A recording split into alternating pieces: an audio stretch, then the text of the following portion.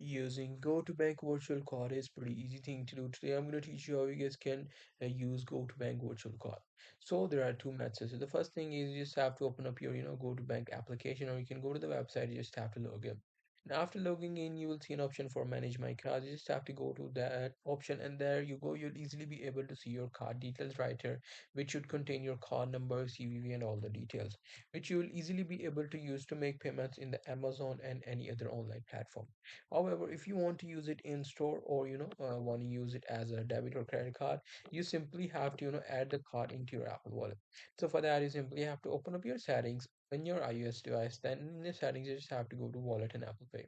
After going to that, you will see this page here. You have to tap on this add credit or debit card. And afterward, you will be given, if you want to add the card manually or automatically, you just have to select manually. And afterward, you just have to enter the card details. And there you go. Afterwards, you can easily make contactless payments using your iPhone using that virtual card. So that's pretty much it. That's how I'll be able to do it. Hope you guys find this very helpful.